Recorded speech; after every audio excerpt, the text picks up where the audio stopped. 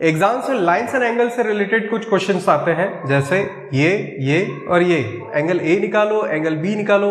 But question ये है कि इसको निकाले कैसे।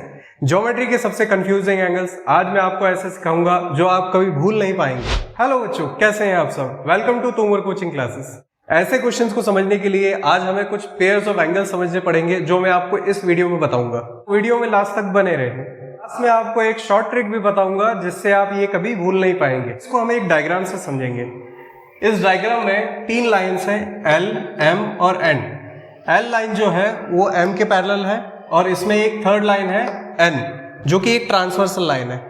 ट्रांसवर्सल लाइन क्या होती है? ट्रांसवर्सल लाइन वो लाइन होती है जो दो या दो से ज्यादा लाइंस को किसी डिस्टिंक्ट पॉइंट पे कट करती है। और पैरेलल लाइंस क्या होती है? जो आपस में कभी एक दूसरे को इंटरसेक्ट नहीं करती हैं। यहाँ पे एन जो लाइन है वो लाइन एल को ए पॉइंट पे कट कर रही है, सपोज करो, और लाइन एम को बी पॉइंट पे कट कर रही है। सो अब हमें जो ए पॉइंट मिला है उससे हमें चार एंगल्स मिलेंगे, angle 1, angle 2, angle 3 and angle 4। और जो बी पॉइंट है उससे भी हमें 4 एंगल्स मिलेंगे, angle 5, angle 6, angle 7 and angle 8। अब इसमें सबसे पहले हम करस्पॉन्डिंग एंगल्स की बात करेंगे। कौन सा एंगल्स की? Corresponding angles. बच्चों, करस्पॉन्डिंग एंगल्स क्या होते हैं? अब जैसे इसमें समझते हैं, लाइन एल के ऊपर एंगल 1 जो है और लाइन एम के ऊपर एंगल 5 जो है, ये दोनों आपस में करस्पॉन्डिंग एंगल्स हैं। मतलब एंगल 1 और एंगल 5 ये दोनों करस्पॉन्डिंग एंगल है, जिसमें एंगल 1 जो है वो एंगल 5 के इक्वल हो जाएगा। याद रखना है कि करस्पॉन्डिंग एंगल्स हमेशा इक्वल होते हैं। इसमें एंगल 1 और एंगल 5 ये दोनों इक्वल हो जाएंगे। वैसे ही एंगल 2 और एंगल 6, एंगल 2 और एंगल 6 ये दोनों एंगल्स भी करस्पॉन्डिंग एंगल्स होंगे और इक्वल होंगे। ऐसे ही नीचे जब देखेंगे हम लाइन के, तो एंगल 4 और एंगल 8, एंगल 4 इक्वल हो जाएगा एंगल 8 के, because of they are corresponding angles. And angle 3 और angle 7, angle 3 is equals to angle 7, ये दोनों भी आपस में करस्पॉन्डिंग एंगल्स हैं। ओके, अब इसमें अल्टरनेट इंटीरियर एंगल्स क्या होंगे? जैसे एंगल 4 अल्टरनेट है किसका? एंगल 6 का।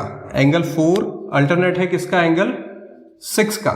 सो अल्टरनेट एंगल्स भी आपस में इक्वल होते हैं। जैसे एंगल 4 इक्वल है एंगल 6 के और एंगल 3 इक्वल है एंगल 5 के। एंगल 3 इक्वल है एंगल 5 के। नेक्स्ट पेयर ऑफ एंगल्स होते हैं को इंटीरियर एंगल्स। को इंटीरियर एंगल्स क्या है? जैसे इसमें एंगल 4 और एंगल 5, एंगल 4 और एंगल 5 इन दोनों का सम जो है वो 180 डिग्री होगा।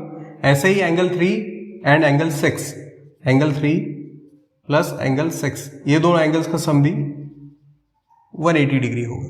नेक्स्ट पेयर ऑफ एंगल्स होता है linear angle pair. Linear angle pair क्या होता है?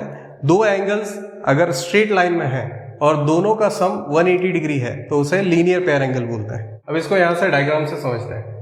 जैसे इसमें एंगल 1 और एंगल 2 ये एक स्ट्रेट लाइन पे है, एल। एंगल 1 और एंगल 2 ये स्ट्रेट लाइन दिख रही है और ये बीच में एक लाइन दिख रही है। सो एक ऐसे बन रहा है एंगल 1 और एक ऐसे बन रहा है angle 2। So angle 1 plus angle 2 इन दोनों का सम कितना होगा? 180 डिग्री। ऐसे ही यहां पे देखेंगे लाइन के नीचे एंगल 4 और angle 3, angle 4 and angle 3, angle 4 plus angle 3 इन दोनों का सम भी कितना होगा? 180 डिग्री। अब यहां पे देखेंगे एम लाइन पे एंगल 5 प्लस एंगल 6 इन दोनों का सम भी 180 डिग्री होगा। और एंगल 8 लाइन के नीचे प्लस एंगल 7 इन दोनों का सम भी 180 डिग्री होगा। Exterior angle pairs. अब इसमें क्या होता है? एक्सटीरियर मींस बाहर की तरफ। जैसे एल लाइन के बाहर, एल लाइन के बाहर है एंगल 1, एंगल 2 और एम लाइन के बाहर है एंगल 8 एंड एंगल 7। सो इसमें एक्सटीरियर एंगल में एंगल 1 और एंगल 7, एंगल 1 और एंगल 7, ये दोनों एंगल्स आपस में इक्वल होंगे। ऐसा ही एंगल 2 और एंगल 8, एंगल 2 एंड एंगल 8, ये दोनों एंगल्स भी आपस में इक्वल होंगे। सो अब बारी है ट्रिक की। सो अब इसको एक ट्रिक से समझेंगे।